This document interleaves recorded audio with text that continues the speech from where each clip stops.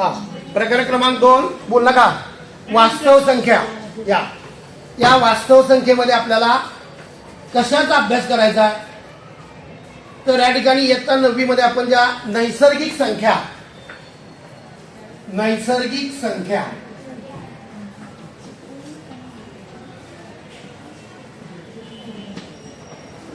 त्यानंतर पूर्ण संख्या,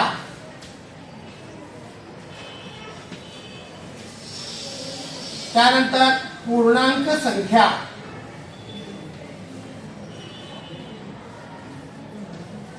त्यानंतर इयत्ता 8वी मध्ये आपण परिमेय संख्या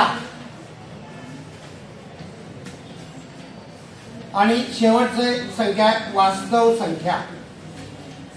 त्या ठिकाणी नैसर्गिक संख्या ते वास्तव संख्या या संख्या प्रणालीचा विस्तार कसा झाला हे आपल्याला या ठिकाणी अभ्यासायचं. त्या ठिकाणी समजा तुम्हाला सांगितलं की आपल्या वर्गामध्ये किती मुलं आहेत तर ती मुलं जर मला मोजायची असतील तर मी 1 2 3 4 5 6 7 8 9 10 11 12 अशा संख्या वापरणार आहे आणि त्या मोजण्यासाठी ज्या संख्या वापरणार आहे त्याच संख्यांना नैसर्गिक संख्या म्हणतात. म्हणजे नैसर्गिक संख्येची सुरुवात 1 पासून आहे. आणि आपण संच या प्रकरणामध्ये अभ्यास केला की नैसर्गिक संख्या संच आपण n या अक्षराने दाखवला. आता n मध्ये कोणते घटक आले 1 2 3 4 डॉट डॉट हा अनंत संच आहे कारण आपल्याला ही नैसर्गिक शेवटची नैसर्गिक संख्या आपल्याला माहिती आहे बरोबर आहे का. म्हणजे नैसर्गिक संख्या संच हा अनंत संख्या संच आहे. आपण इयत्ता प्रकरण क्रमांक 1 मध्ये संचाचे प्रकार अभ्यासलेले आहेत. शांत संच, अनंत संच, रिक्त संच, एक घटक संच, त्यातला हा अनंत संच आहे. म्हणजे या संचातील घटकांची संख्या आपल्याला मोजता येणार नाही. हा संच जर आपण यादी पद्धतीने लिहायला सुरुवात केली तर हा कधीही संपणार नाही. म्हणजे हा अनंत आहे. आता गणितामध्ये 4 क्रिया आहेत बेरीज, वजाबाकी, गुणाकार, भागाकार. प्रत्येक वेळी नवीन संख्येचा शोध कसा लागला म्हणजेच नैसर्गिक संख्येपासून वास्तव संख्या यांचा विस्तार कसा झाला हे पहिल्यांदा आपल्याला अभ्यासायचं. आता बेरीज, वजाबाकी, गुणाकार आणि भागाकार ह्या गणितातल्या 4 क्रिया आहेत. आता समजा मी 2 नैसर्गिक संख्यांची बेरीज केली 1 अधिक 1 2. आता 1 हा n चा घटक आहे. आपण अभ्यास केलाय कसं लिहिणार मी 1 हा n चा घटक आहे. हे चा घटक आहे ते चिन्ह आहे लक्षात येते. त्यानंतर पुन्हा 1 अधिक 1 हा सुद्धा 1 हा n चा घटक आहे. त्यानंतर या दोघांचं उत्तर जे आलं ते उत्तर सुद्धा 2 हा n चा घटक आहे. म्हणजे कोणत्याही 2 संख्येची बेरीज केल्यानंतर येणारे जे उत्तर आहे ते आपल्याला नैसर्गिक संख्या संचामध्ये मिळणार. समजा मी 10 अधिक 12 केलं 10 अधिक 12 22. 10 पण नैसर्गिक संख्या आहे 12 पण नैसर्गिक संख्या आहे आणि आलेलं उत्तर सुद्धा नैसर्गिक संख्या आहे. म्हणजे 22 ही नैसर्गिक संख्या आहे. म्हणजे बेरीज या क्रियेसाठी हा नैसर्गिक संख्या संच पुरेसा आहे. आता समजा मला वजाबाकी करायची आहे काय होणार बघा 4 वजा 8 4 वजा 2 वजाबाकी 2 आली. 4 नैसर्गिक संख्या आहे 2 नैसर्गिक संख्या आहे आलेलं उत्तर सुद्धा नैसर्गिक संख्या आहे. म्हणजे वजाबाकी या क्रियेचं उत्तर सुद्धा आपल्याला मिळणार. आता समजा याच्या पुढे मी गेलो 8 वजा 10 काय होणार वजाबाकी चिन्ह भिन्न आहे. चिन्ह कसे आहेत भिन्न आहेत. 8 ला धन चिन्ह आहे 10 ला ऋण चिन्ह आहे. मग भिन्न चिन्ह असतील तर आपण वजाबाकी करतो. वजाबाकी करताना काय करतो मोठ्या संख्येतून लहान संख्या वजा करून मोठ्या संख्येचं आपण चिन्ह देतो. म्हणजे इथं मी वजाबाकी कशी करणार आहे 10 8 वजा करणार आहे.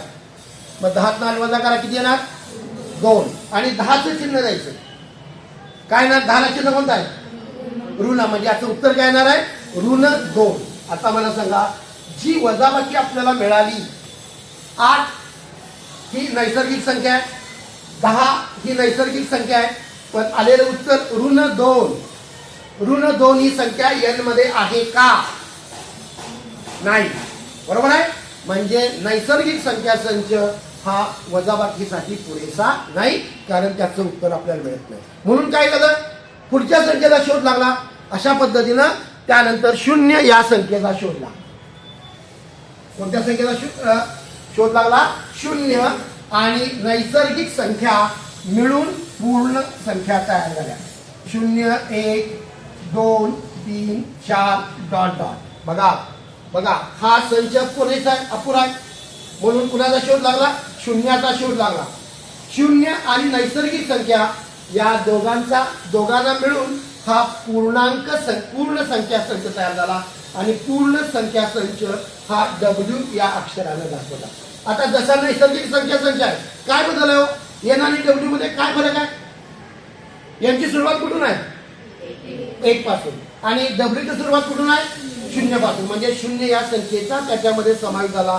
0 आणि नैसर्गिक संख्या यांना मिळून हा पूर्ण संख्या संच तयार झाला. आता जसा नैसर्गिक संख्या संच आहे तसाच पूर्ण संख्या संच आहे. हा सुद्धा वजाबाकीसाठी अपुरा आहे.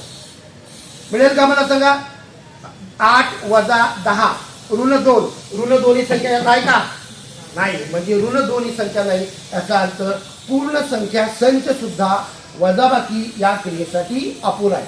मग काय झालं? परत संख्येचा शोध लागला. प्रत्येक नैसर्गिक संख्येची विरुद्ध संख्या शोधून काढ.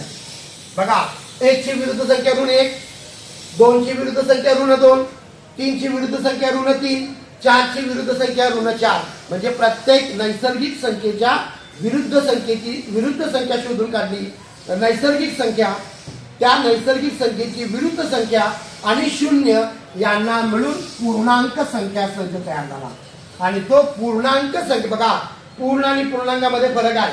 पूर्ण म्हटलं की 0 1 2 3 आणि पूर्णांक म्हटलं की तिथं धन संख्या येणार, 0 येणार आणि ऋण संख्या येणार. म्हणजे प्रत्येक नैसर्गिक संख्येची विरुद्ध संख्या आणि 0 या सगळ्यांना मिळून हा संच तयार झाला. आय म्हणजे पूर्णांक संख्या संच. काय होणार बघा? ऋण 3, ऋण 2, ऋण 1, 0 1 2 3 4 डॉट डॉट. बघा या आय मध्ये कोणकोणत्या संख्या आहेत?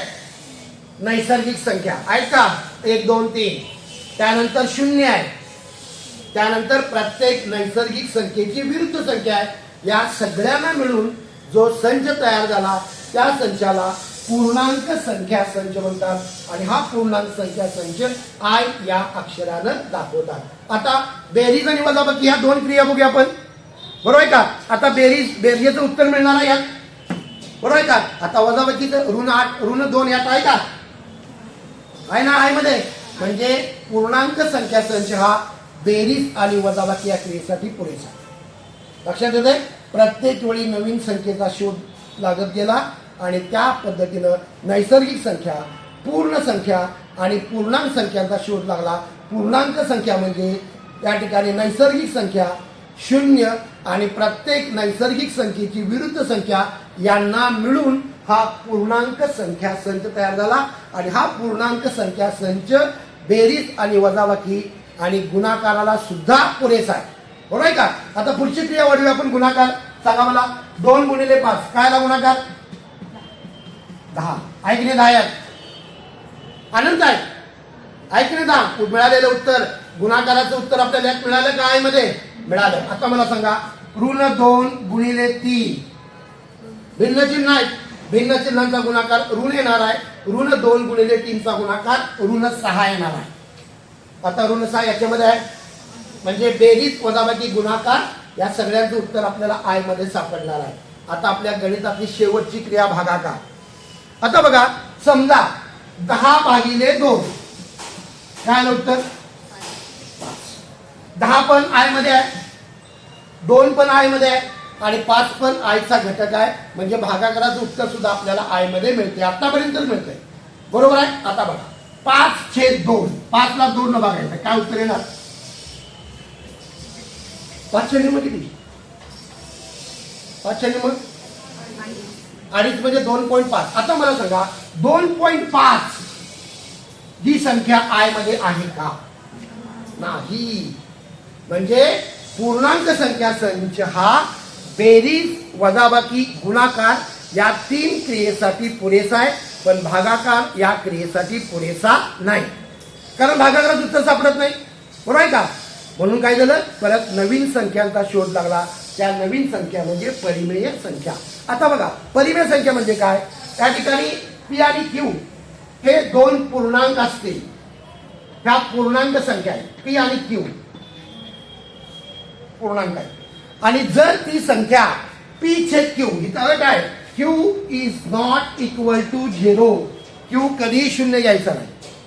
जर Q तुम्ही शून्य घेतला तर शून्यानं भागायची क्रिया आपल्याला माहित नाही, बरोबर आहे का? म्हणून Q कधीही शून्य घ्यायचं नाही, म्हणजे छेद कधीही शून्य घ्यायचं नाही. समजा P आणि Q हे जर पूर्णांक असतील आणि Q is not equal to 0, म्हणजे Q शून्य नसताना जर ती संख्या P छेद Q या रूपामध्ये मांडली असेल, बघा P छेद Q या रूपामध्ये मांडली असेल तर त्या संख्येला परिमेय संख्या म्हणतात. काय म्हणा त्याला? परिमेय संख्या. बघा P आणि Q कोणतेही दोन पूर्णांक असतील आणि Q is not equal to 0, तर P छेद Q याला परिमेय संख्या म्हणतात. आता मला सांगा, 5/2 ही परिमेय संख्या आहे, अंश आणि छेदामध्ये मांडलेली संख्या, बरोबर आहे का? म्हणजे हा परिमेय संख्या संच बेरीज, वजाबाकी, गुणाकार, भागाकार या चारही क्रियेसाठी पुरेसा आहे. कारण बेरजेचं उत्तर आपल्याला परिमेय संख्यामध्ये मिळणार आहे, वजाबाकीचं मिळणार आहे, गुणाकाराचं मिळणार आहे आणि भागाकाराचं मिळणार आहे. अशा पद्धतीनं या नैसर्गिक संख्या बसून परिमेय संख्येपर्यंत अशा टप्प्याटप्प्यानं ह्या संख्या काय झाल्या आपल्याला त्यांनी शोधून काढल्या आणि नैसर्गिक संख्या ते परिमेय संख्या असा या संख्यांचा विस्तार झाला. आता इयत्ता 8वी मध्ये आपण अभ्यास केला परिमेय संख्या आणि अपरिमेय संख्या, बरोबर आहे का? परिमेय संख्या आणि अपरिमेय संख्या, परिमेय संख्या आणि अपरिमेय संख्यांना मिळून हा शेवटचा वास्तव संख्या संच तयार झाला. बघा नैसर्गिक संख्या संच हा N या अक्षराने दाखवतात, पूर्ण संख्या संच हा W या अक्षराने दाखवतात, पूर्णांक संख्या संच हा I अक्षराने दाखवतात, त्यानंतर परिमेय संख्या संच हा Q या अक्षराने दाखवतात आणि वास्तव संख्या संच हा R या अक्षराने दाखवतात. बघा N चा प्रत्येक घटक R मध्ये असणार आहे, W चा प्रत्येक घटक R मध्ये असणार आहे, I चा प्रत्येक घटक R मध्ये असणार आहे आणि Q चा प्रत्येक घटक R मध्ये असणार आहे. म्हणजे NWIQ हे R चे उपसंच आहेत. म्हणजे या सर्व संख्यांच्या संदर्भात वास्तव संख्या संच हा विश्व संच आहे, सगळ्यात मोठा, सगळ्यांना सामावून घेतलं, बरोबर आहे का? वास्तव संख्येमध्ये काय? नैसर्गिक संख्या आहेत, पूर्ण संख्या आहेत, पूर्णांक संख्या आहेत, परिमेय संख्या आहेत आणि अपरिमेय संख्या आहेत. म्हणजे सगळ्यांची एकत्रित कोणता संच झाला?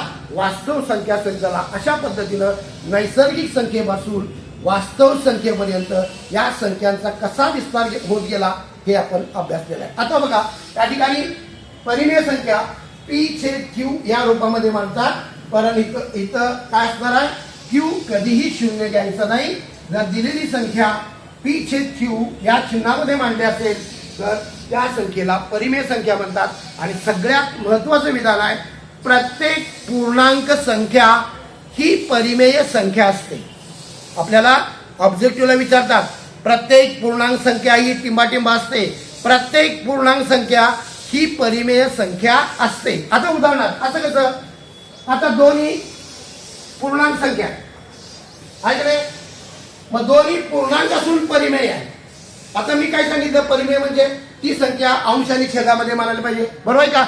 P छेद Q मध्ये या रूपामध्ये मांडायला पाहिजे. मग मला सांगा, 2 ही संख्या P छेद Q मध्ये मांडलेली आहे का? सांगा. त्याचा छेद किती आहे सांगा? कोण सांगणार? 2 चा छेद? 2 ला छेद आहे का? तुमच्या मते नाही, माझ्या मते आहे. जर एखाद्या संख्येला छेद दिला नाही तर त्या संख्येचा छेद 1 असतो. आपण 1 लिहित नाही. म्हणजे मला सांगा, 2 हा पूर्णांक आहे आणि प्रत्येक पूर्णांक संख्या ही परिमेय संख्या असते. कारण प्रत्येक पूर्णांक संख्या आपण P छेद Q या रूपामध्ये मांडू शकतो. प्रत्येक पूर्णांक संख्येचा छेद 1 असतो. कुठलीही पण संख्या घ्या पूर्णांक, त्याचा अंश समजा 3 घेतला तर अंशामध्ये 3 असणार आहे आणि छेदात 1 असणार आहे. म्हणजे 3 ही परिमेय संख्या आहे. याचा अर्थ असा, प्रत्येक पूर्णांक संख्या ही परिमेय संख्या असते. आता आपल्याला काय करायचं आहे? दिलेल्या 2 परिमेय संख्येमधले लहान मोठेपणा किंवा परिमेय संख्येतील क्रमसंबंध आपल्याला अभ्यासायचा आहे. परिमेय संख्येतील क्रमसंबंध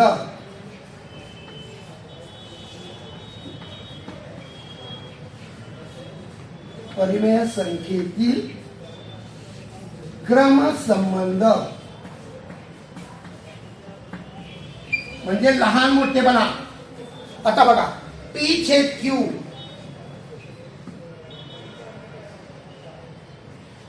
आर छेद एस ह्या दोन पूर्णांक संख्या आहेत, ह्या दोन परिमेय संख्या आहेत. पी छेद क्यू आणि आर छेद एस ह्या कोणत्याही दोन परिमेय संख्या आहेत आणि या परिमेय संख्येतील आपल्याला लहान मोठेपणा ठरवायचा आहे किंवा यातला क्रमसंबंध कोणती संख्या मोठी आणि कोणती संख्या लहान हे आपल्याला काय करायचं आहे, ठरवायचं आहे. काय करायचं बघा, पी छेद क्यू आणि आर छेद एस ह्या संख्या लिहून घ्यायच्या. त्यानंतर काय करायचं बघा, तिरकस गुणाकार करायचा.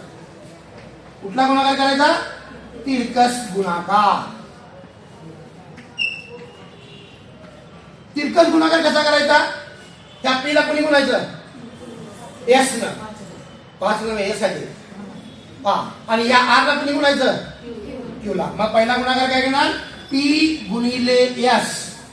त्यानंतरचा गुणाकार काय करणार, आर गुणिले क्यू. बघा तिरकस गुणाकार, पहिल्यांदा गुणाकार करायचा पी गुणिले एस चा गुणाकार नेहमी डाव्या बाजूला, त्यानंतर आर गुणिले क्यू चा गुणाकार नेहमी उजव्या बाजूला, आणि या दोघांचा जो गुणाकार आहे त्या गुणाकाराचं निरीक्षण करायचं. कोणता गुणाकार मोठा आणि कोणता गुणाकार लहान, त्यानुसार पेक्षा लहान पेक्षा मोठा बरोबर यापैकी आपल्याला योग्य ते चिन्ह लिहिता आलं पाहिजे. आता मला सांगा, या ठिकाणी 3 चिन्ह आहेत बघा,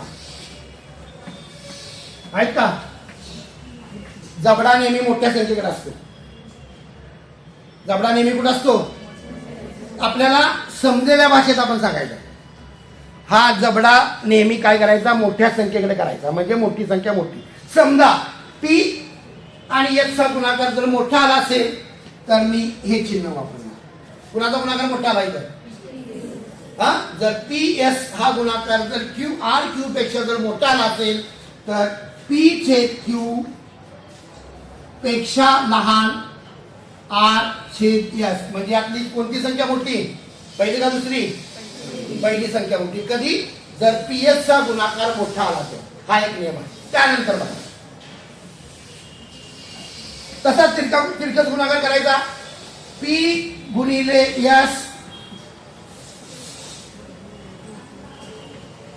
सांगा कोणती संख्या मोठी, कोणता गुणाकार मोठा आला इथं, आर क्यू. आर क्यू जर गुणाकार मोठा आला तर संख्या कोणती मोठी, पी छेद क्यू पेक्षा मोठी आर छेद एस. लक्षात येते.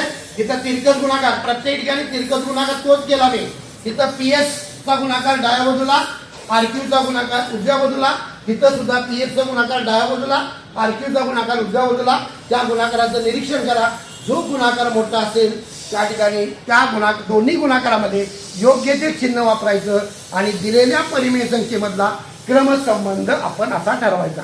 समजा पी एस आणि क्यू आर किंवा आर क्यू चा गुणाकार समान आला तर काय असणार, त्या दोन्ही संख्या कशा असणार आहेत, समान. म्हणजे तिसरी अट काय बघा, पी गुणिले एस बरोबर आर गुणिले क्यू, तर पी छेद क्यू बरोबर आर छेद एस. बघा गुणाकार, जर गुणाकार समान आला तर दोन्ही संख्या समान. जर पी एस चा गुणाकार मोठा आला तर पी छेद क्यू ही संख्या मोठी. जर आर एस या ठिकाणी आर क्यू चा गुणाकार मोठा आला तर आर छेद एस ही परिमेय संख्या मोठी असणार आहे. म्हणजे तिरकस गुणाकार करायचा आणि त्या तिरकस गुणाकारावरून पेक्षा लहान पेक्षा मोठा आणि बरोबर यातलं योग्य ते चिन्ह आपल्याला त्याच्यामध्ये लिहिता आलं पाहिजे. त्यासाठी आपल्याला चिन्ह वापरता आली पाहिजे. अशा पद्धतीनं दिलेल्या परिमेय संख्येमध्ये असणारा जो क्रमसंबंध आहे तो क्रमसंबंध या पद्धतीनं आपण अभ्यासू शकतो. त्यासाठी तिरकस गुणाकार, पहिला गुणाकार कुणाचा करायचा का, पहिला अंश आणि दुसरा छेद. हा पहिला गुणाकार नेहमी डाव्या बाजूला. त्यानंतर दुसरा अंश आणि पहिला छेद हा गुणाकार दुसऱ्यांदा करायचा. ते दोन्ही गुणाकार एकत्र एका रेषेमध्ये मांडायचे आणि त्या गुणाकारांचं योग्य ते निरीक्षण करायचं आणि त्यामध्ये योग्य ते पेक्षा लहान पेक्षा मोठा बरोबर यापैकी आपण योग्य ते चिन्ह मांडायचं आहे आणि त्यावरून आपण त्या परिमेय संख्येतील क्रमसंबंध आपण ठरवू शकतो. त्यासाठी तिरकस गुणाकार करणं अतिशय महत्त्वाचं आहे. हा तिरकस गुणाकार कुणाचा करायला लक्षात येते का? प्रत्येकानं याच्यावरती 5-5 गणित सोडवायचे. 5 संख्या घ्यायच्या, कुठल्या पण घ्या. त्या संख्या P/Q मध्ये मांडायच्या. 2 संख्या घ्यायच्या अपूर्णांक आणि त्यांचा तिरकस गुणाकार करायचा आणि त्यापैकी कोणती परिमेय संख्या मोठी आणि कोणती परिमेय संख्या लहान याचा क्रमसंबंध तुम्ही ठरवायचा. त्यासाठी आपल्याला तिरकस गुणाकार करायचा. पहिला गुणाकार कोणा करायचा? फकीर आला का? बघा सांग, पहिला गुणाकार कोणाचा करायचा? मग P गुणिले S, बरोबर आहे का? म्हणजे पहिला अंश गुणिले दुसरा छेद. त्यानंतर दुसऱ्यांदा गुणाकार कोणाचा करायचा? दुसरा अंश आणि पहिला छेद. हा तिरकस गुणाकार करायचा. एका रेषेमध्ये लिहायचा. त्या गुणाकारांचं निरीक्षण करायचं आणि त्याच्यामध्ये पेक्षा लहान पेक्षा मोठा आणि बरोबर योग्य ते चिन्ह द्यायचं आणि त्या 2 परिमेय संख्येतील क्रमसंबंध आपण ठरवू शकतो. अशा पद्धतीनं गुणाकार यायला पाहिजे, बरोबर आहे का? गुणाकार तुम्हाला करता आला पाहिजे. त्यासाठी पाढे लिहून काढा. शेवटच्या पानावर पाढे पाहिजेत आणि गुणाकार करून या परिमेय संख्येतील जो क्रमसंबंध आहे त्याच्यावरची 5 गणित सोडवायचे. ठीक आहे, काय अडचण आहे का कोणाला? आता त्यानंतर बघा कशाचा आपण अभ्यास करणार आहे? परिमेय संख्येचे गुणधर्म. परिमेय संख्येचे गुणधर्म.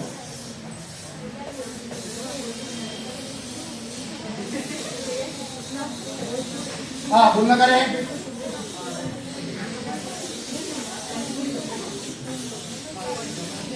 हे बोलणं का? पहिला एक बेरजेचे. बेरजेचे गुणधर्म बघा. A, B, C या 3 परिमेय संख्या आहेत. A, B, C या 3 परिमेय संख्या आहेत आणि आपल्याला परिमेय संख्येच्या बेरजेचे गुणधर्म आपल्याला अभ्यासायचे आहेत. पहिला गुणधर्म काय बघा. त्या ठिकाणी समजा A अधिक B बरोबर B अधिक A. हे बरोबर आहे. काय लिहिलंय? कोण वाचणार? A अधिक B बरोबर B अधिक A. काय अर्थ हो? मला सांगा. इथं तुमच्या मनाची संख्या सांगा. कोण सांगणार याची किंमत मला? अन्सारी सांग. कुठली पण सांग किंमत. 5. ठीक आहे, 5 अधिक 2. ठीक आहे, कर बेरीज 5 अधिक 2 ची 7. ठीक आहे. आता इथं पहिल्यांदा कोण आहे? नंतर कोण आहे? सांग बी. बी ची किंमत किती आहे तुझी? 2 आणि ए ची काय बेरीज सांगा. काय नियम आहे सांगा. कोणत्याही 2 परिमेय संख्येची बेरीज आपण कोणत्याही क्रमाने करू शकतो, बरोबर आहे का? मी पहिल्यांदा काय केलं? 5 अधिक 2 ची बेरीज केली, ती 7 आली. परत मी 2 आणि 5 ची बेरीज, क्रम बदलला, बरोबर आहे का?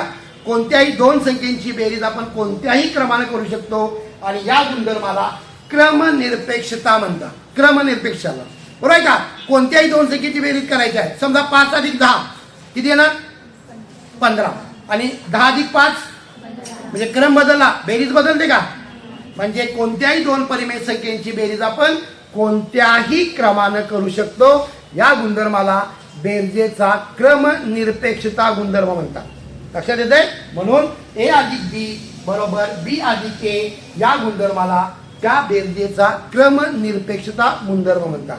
आता बघा, या ठिकाणी असाच गुणधर्म गुणाकारामध्ये असणार आहे, बरोबर आहे का? असाच गुणधर्म कुठे असणार आहे? गुणाकारामध्ये असणार. आता दुसरा गुणधर्म काय बघा. A, B, C ह्या 3 परिमेय संख्या आहेत. मग काय करणार?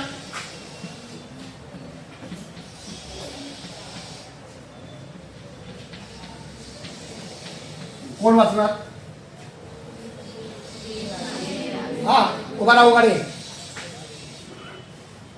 अधिक कंसात B अधिक C कंस पूर्ण बरोबर कंस A अधिक B अधिक C. बरोबर आहे. मला डावी बाजू सांगायचे व्यक्ती रे. मला मी पहिल्यांदा कुणाची बेरीज केली? कंसातली क्रिया पहिल्यांदा करायची असते. कंसात काय लिहिलंय? बी आणि सी ची बेरीज केली आणि त्या बी आणि सी च्या बेरजेमध्ये काय मिळवलं? ए मिळवलं. आता इथं काय केलं? ए अधिक बी ची बेरीज केली आणि ए अधिक बी च्या बेरजेमध्ये सी मिळवलं. हा, आता बघूया. सांग उदाहरण. याची किंमत सांग. 6. ठीक आहे. सांग बी ची किंमत. 7. सांग सी ची किंमत. 2. ठीक आहे. पहिल्यांदा कंसातली बेरीज कर. 7 अधिक 2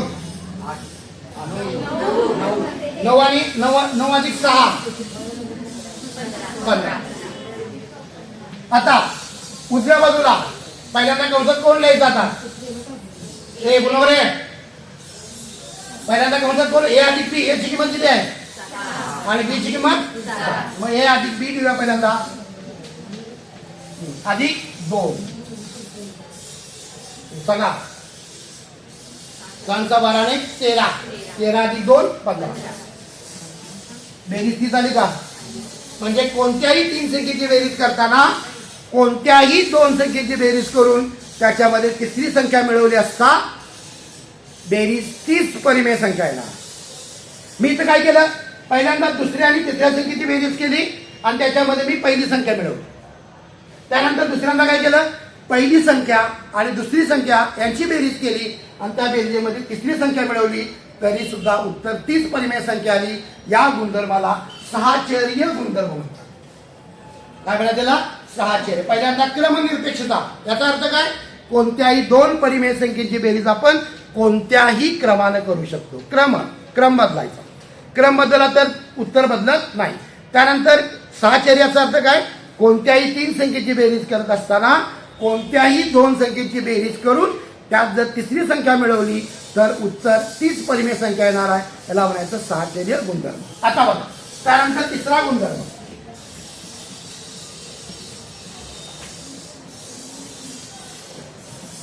काय उत्तर सांगा? कोण वाचणार? हा क्रमनिरपेक्षता, सहाचर्य आणि हा बेरीज अविकारक. कोणत्याही संख्येमध्ये ए मध्ये काय मिळवलं? हो नव्हे, 0.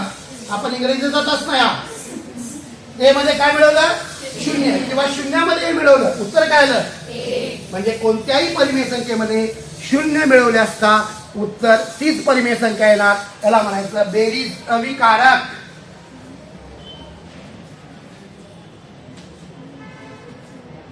हा बघा. हा पहिला गुणधर्म कोणता आहे? सहाचर्य. आणि हा क्रमनिरपेक्षता.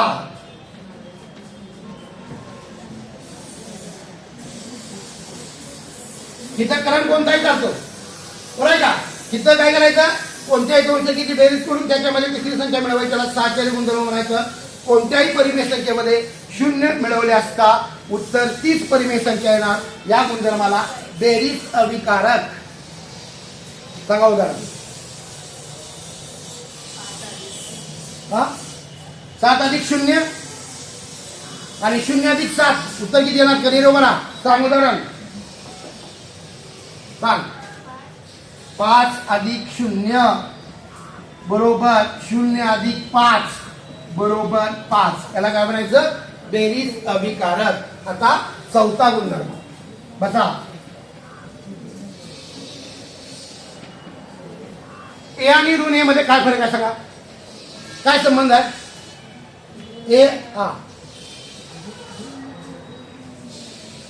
ए ची विरुद्ध संख्या ऋणी आहे.